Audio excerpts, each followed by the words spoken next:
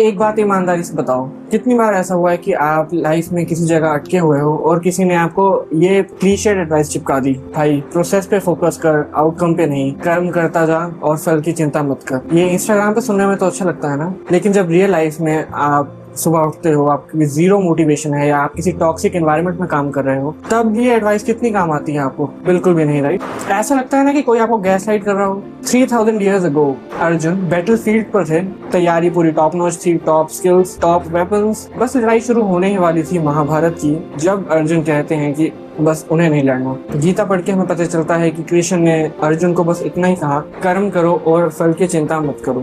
अब ये एडवाइस मेरे और आप जैसे लोगों के लिए कितनी बेनिफिशियल है? ये तो वही बात होगी कि हमें पता है कि फास्ट फूड, जंक फूड नहीं खाना चाहिए, फिर भी हम खा रहे हैं। डिसिप्लिन में रहना चाहिए, लेकिन फिर भी डिसिप्लिन की धज्जियां उड़ चुकी हैं। और उसी तरह कर्म करो, फल की चिंता मत करो, but that is not, I think, humanly possible.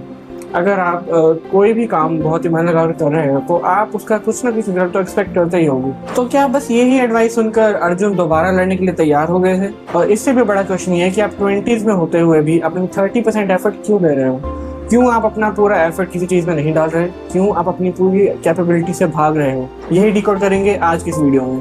पहले तो एक बात क्लियर कर लो कि आपकी प्रॉब्लम लैक ऑफ डिसिप्लिन या लेजीनेस नहीं है। आपका दिमाग एक बहुत ही स्मार्ट वे में एक सेल्फ डिफेंस मैकेनिज्म चला रहा है जो इन 3 पिलर्स पर टिका हुआ है। The first one is half effort का सेफ्टी नेट। आपको अंदर से पता है कि आप कैपेबल हो, लेकिन आपने अगर किसी प्रोजेक्ट में अपना 100% दे दिया और उसमें फेल हो गए तो आपका ईगो पूरी तरह से शैटर हो जाएगा, सारे एक्सक्यूजेस खत्म हो जाएंगे। इसीलिए आपका दिमाग एक क्लेवर ट्रिक खेलता है, बस 30% एफर्ट दो, अगर फेल भी हुए तो ईगो सेफ रहेगी। बस बोल देंगे कि मैंने ट्राई कहाँ किया था, अगर सीरियसली करता तो सक्सेसफुल हो जाता। You are choosing a slow daily micro failure over a big fast uncertain risk. मतलब मौत थोड़ी थोड़ी आए तो ठीक है, एकदम से नहीं मरना चाहिए। सेकंड, हाई कैपेबिलिटी का कर्ज। जब आपको पता होता है कि आप स्मार्ट हो तो आप किसी ब्रेंडेड जॉब में काम करना नहीं पसंद करते हैं। स्पेशली अपने से लेस कैपेबल मैनेजर से मैनेज होना तो आपको बिल्कुल भी पसंद नहीं है। आपको मीनिंग और ऑटोनॉमी दोनों चाहिए, और बिना किसी पर्पस के कोई भी रेपिटेटिव काम आपके दिमाग के लिए एक पॉइजन जैसा है। And the third pillar is shield of a tragic hero. आप बोलते हो मुझे अब कोई फर्क नहीं पड़ता, I am used to pain. Sounds cool, right? But psychologically ये एक आर्मर है। Apathy is not peace. It is just fear wearing a mask. जब आप डिसअपॉइंटमेंट से ही कंफर्टेबल हो जाते हो, तब केयर ना करना ही आपको हर्ट होने से बचाता है। तो फिर अर्जुन का माइंड चेंज कैसे हुआ? भगवत गीता के मिडल तक अर्जुन एक मॉरली हाई ग्राउंड ले रहे थे। वो कह रहे थे कि ये तो मेरे अपने हैं और मुझे लड़ाई में कोई इंटरेस्ट नहीं है, मुझे इनका किंगडम है वो भी नहीं चाहिए, मुझे बस शांति चाहिए। तो कृष्ण ने उन्हें देखा and he exposed his entire identity. उन्होंने कोई सिंपथी या कोई ऐसी स्वीट स्पीच नहीं दी। उन्होंने अर्जुन से कहा, तुम मॉरली राइट नहीं बन रहे हो, तुम बस गिल्ट और फेलियर से डर रहे हो, तुम कंपैशन को बहाना बनाकर अपनी रिस्पॉन्सिबिलिटी से भाग रहे हो। यही बातें सुनाकर उन्होंने अर्जुन की विक्टिम आइडेंटिटी को पूरी तरह से डिसमेंटल कर दिया था। अर्जुन को भी अब समझ आने लगा था कि बैटलफील्ड पर रथ पर बैठकर ये कहना कि नहीं मुझे लड़ाई नहीं करनी, ये कोई बहुत ही समझदारी वाला डिसीजन नहीं था। It was just his fear and cowardliness disguised as a good deed. War होने ही वाली थी, people were going to die anyway. रथ पर बैठकर रोने से वो किसी को बचा नहीं रहा था, वो बस अपने हाथ क्लीन रखना चाहता था ताकि वो खुद को एक अच्छा इंसान बोल सके कि देखो मैंने तो पार्टिसिपेट ही नहीं किया। तो जब उन्होंने वापस अपना धनुष उठाया लड़ने के लिए, तो वो किसी हाइप की वजह से नहीं था। कृष्ण ने उनके सारे एक्सक्यूजेस को डिसमेंटल कर दिया था। अब देखो ये सेम ट्रैप आपकी लाइफ में कैसे चल रहा है। आप अपने 20s में अपना 30% एफर्ट क्यों दे रहे हो? ताकि आपका ईगो सेफ रहे। आप सुबह से लेकर शाम तक सिर्फ एक ही कैलकुलेशन कर रहे हो, सबकॉन्शियसली ऑफ कोर्स, कि मैं अपना ईगो कहाँ पार करूं जहां फेलियर मुझे हर्ट ना कर सके। And that is what keeping you stuck. अच्छा, वैसे ज्यादातर लोग अपनी ईगो कहाँ एंकर करते हैं? पैसा या स्टेटस पे। तो अगर आपकी जॉब गई या आपका पैसा गया या आपको कोई लॉस होता है तो आपकी आइडेंटिटी तो गई।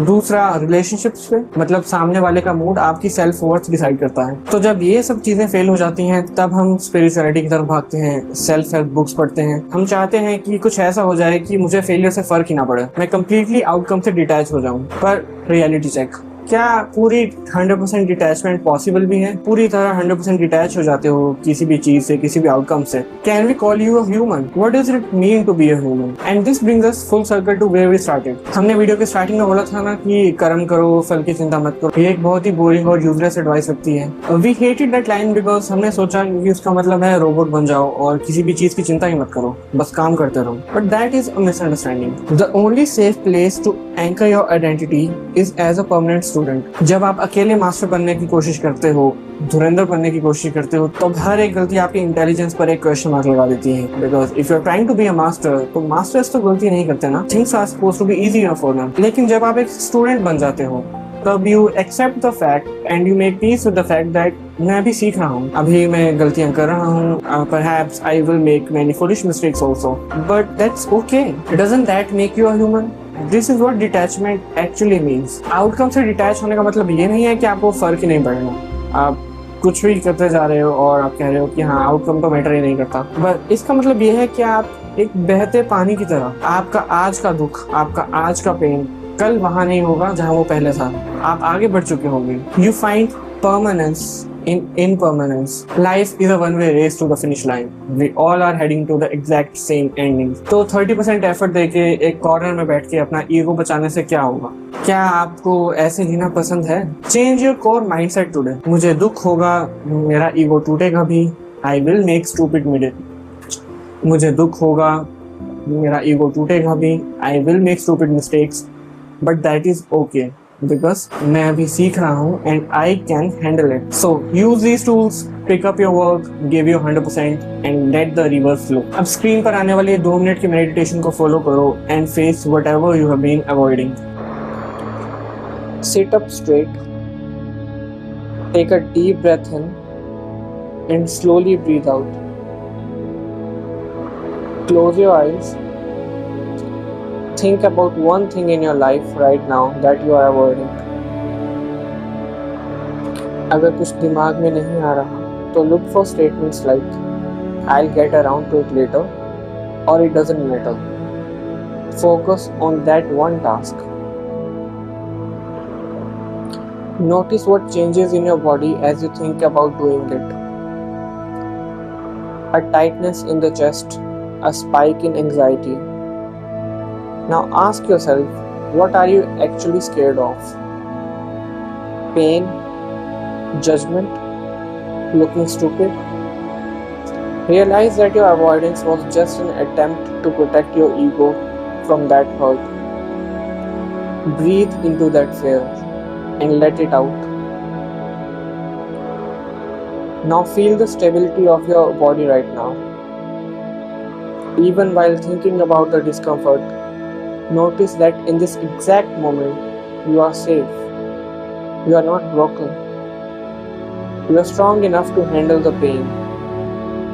Joy is transient.